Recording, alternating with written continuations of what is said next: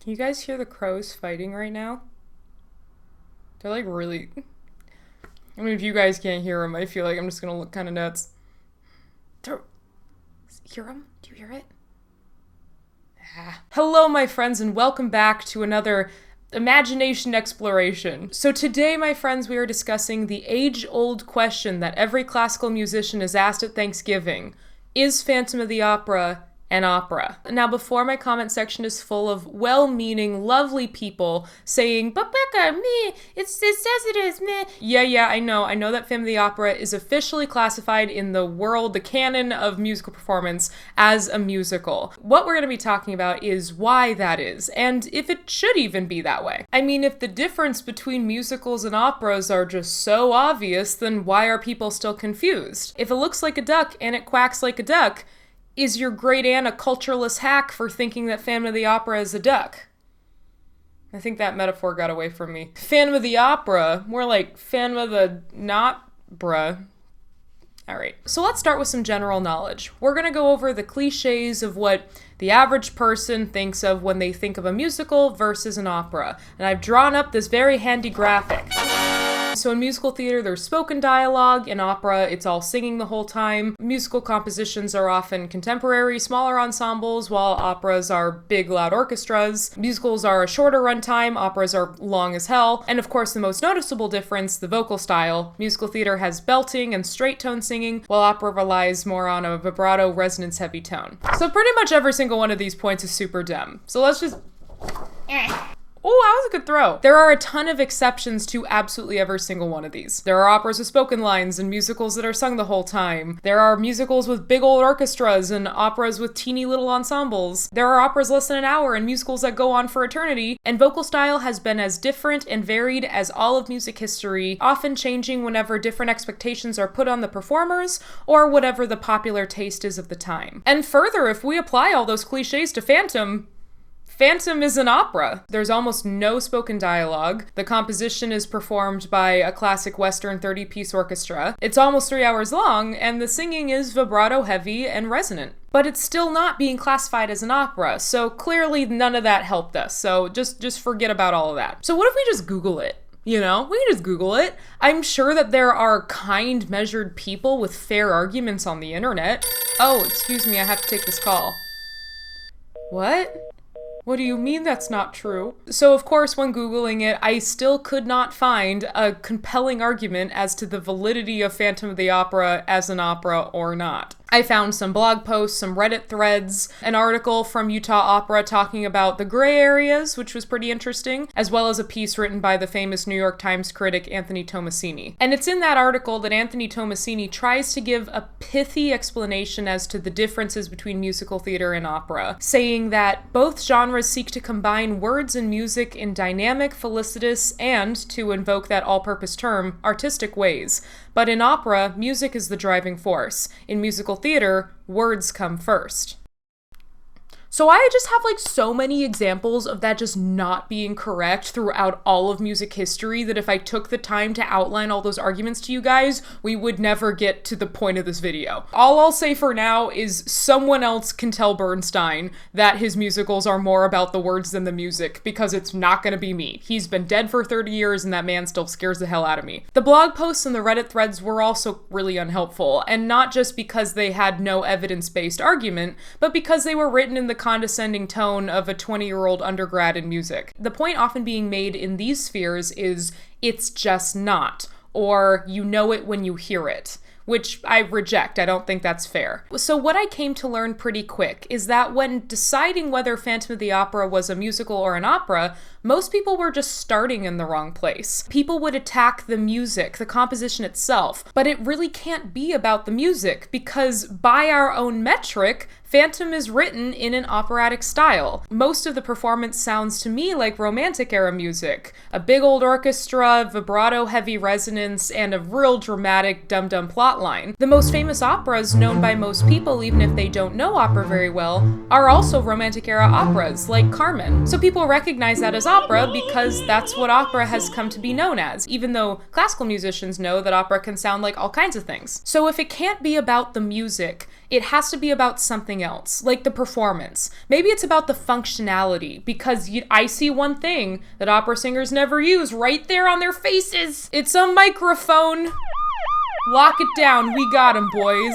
Opera singers don't use microphones unless they're singing in a hall with unforgiving acoustics, or they're singing more modern operas that are written to include electronic composition, like a John Adams opera, or Philip Glass, or George Lewis, or Mason Bates. And that makes sense, because, an acoustic voice can't stand up to an electronically boosted instrument. Especially one that's, iconic, one that's, foundational to the composition of the piece. But it's not even listed in the orchestration because it's always pre-recorded, so they can really bump it up, People really gotta know when that organ's playing. Continuing the idea of functionality, the performers of Phantom also have a very different demand placed on them than the average singer at a normal opera house. The Broadway show schedule is 8 shows a week, while the Met, or any bigger opera house, usually has 3 to 4 shows a week, and that's with switching casts on and off every night. And that's because the singing in a typical acoustic opera is typically more physically taxing than singing a mic'd Broadway musical. But when Phantom landed on Broadway in the 80s, they had to adjust the schedule expectations because they stuck a bunch of people used to an 8-show schedule with operatic singing. So Phantom has adopted a similar rotation in which they'll have the performers do 6 shows a week and then have understudies come in for the other 2 shows. Further, the titular song has been pre-recorded and is played for the singers to lip sync to so they can get a break from the rest of the show that they'd still have to do 6 shows a week. And because the singers get to use microphones, their vocal styling gets to be a bit more flexible. So you'll hear some passages here and there sung in straight tone, or lighter singers will be cast in major roles, whereas in an opera house they probably wouldn't have been able to be powerful enough to get to the back of the hall without a microphone. Lighter voices and no vibrato were also vocal qualities we heard in the Baroque era, because people didn't have to get over a 30-piece orchestra. But there's another weirder side to this that I'd like to explore, that a lot of these people, especially on the internet forums, were using as an argument against Phantom. Because the people writing these posts didn't often have anything to say about the composition itself, they instead make it about the lack of education of the people who think that Phantom of the Opera is a traditional opera. As I mentioned in my Intro to Opera video, classical singers love to gatekeep how operatic singing is perceived by the general public. From observing this attitude in both my colleagues and my past self, I think that's fundamentally rooted in the desire to be as appreciated as the people we perceive as having less training than us, succeeding far higher than us. Broadway is raking in a ton of money every year, while the Met is still struggling to get people to come to their shows. We trained for decades, and our categories aren't even aired on TV during the Grammys. So I think the massive success of Phantom taps into this frustration in the classical community. We look at this production and see a not opera being sung by not opera singers, but the audience is still calling it an opera. Richard, clutch your pearls, it's grand theft aesthetic! So this very easily is turned on the audience. It becomes about the lack of education of the uninformed masses, and it gives classical musicians who often feel overlooked the sweet, sweet power that only a condescending, holier-than-thou attitude on the internet can bring.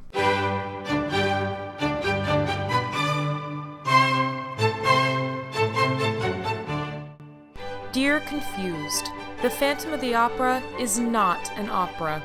The Phantom of the Opera is a musical. In fact, it could be one of the greatest musicals of the last century. That being said, it is not an opera.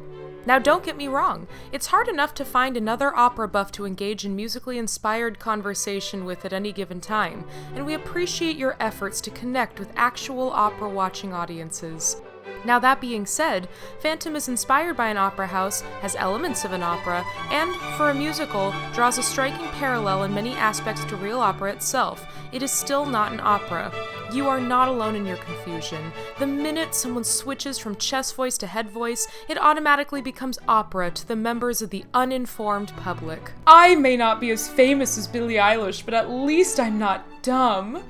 Please come to my recital. So still none of this has anything to do with the show. It's an emotion-based argument centered around, well, those singers aren't as trained as me and the audience isn't as smart as me. So also let's just settle the singers aren't as trained as me point really quick. There are classical singers cast in almost every single revival of Phantom of the Opera, and there are people who succeed in classical music with little formal training. Just Google it! I don't know what that was. Just Google it. Every single argument is so easily defeated, guys. Really, the only difference I see is the expectations put on the performer. If I were expected to sing an opera 6 times a week, I would want a microphone too. There seems to be nothing here other than the superiority complex of classical musicians who are just mad that people like Phantom more than they like Handel, and grandma doesn't know the difference. So if you've made it to the end, you guys, and you can take one thing away from this video, first of all, thank you for watching. Second of all, I want it to be that coming up with a snappy black and white distinction between musical and opera, especially in the context of Phantom of the Opera, just doesn't exist. It's all just sung drama with different expectation and different packaging. So to all of us, I have this one parting message.